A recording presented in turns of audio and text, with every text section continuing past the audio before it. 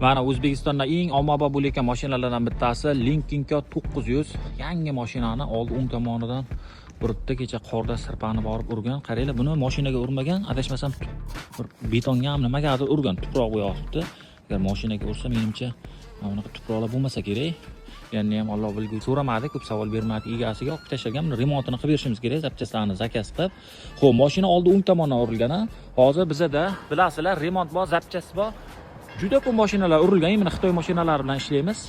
Oldi, orqasidan urilgan. Asosan aybdor kimlar? Men sizlarga hozir birma-bir ko'rsatib chiqaman. Sizlar esa fikrlaringizni kommentariyada yozib qoldirasizlar. Mana bu oldidan stalbani quchoqlagan Gak Ayon mashinasi. Mana bu BYD Song Pro ofitsialniy diler.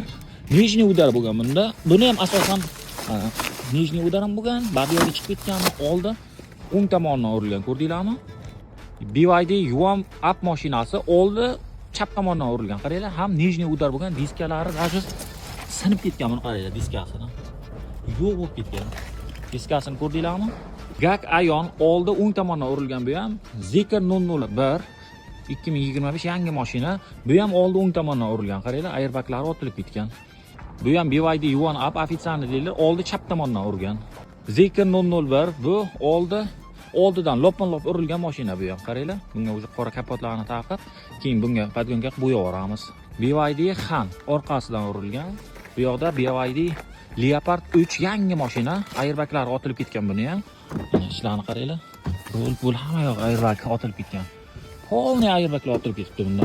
Oldi buzilib ketgan, buni qaranglar. Hozir latta buz tashlab qo'yibmiz. Oldin ko'rsanglar qo'rqib ketasizlar. Bu yoqda BYD Y2, buni ham oldi yo'q bo'lib ketgan. Buni oldi o'ng tomondan urilgan bu ham. Ko'rdinglarmi? Xo'p, bu yoqda BYD Tang Hybrid. Buni ham oldi o'ng tomonidan bitta mashina kelib urgan. Bunda ham airbaglar otilib ketgan, qaranglar. Xo'p, orqada BYD Yuan Plus, buni ham oldidan urgan, oldi bilan. Bu ham oldi bilan urgan. Ko'rdinglarmi? BYD Champion Restyling bu.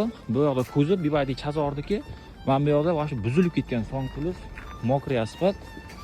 Mana bu yoqda oldidan nijniy udar bo'lgan. Xo'p, endi fikringizni kommentariyada yozib qoldiring.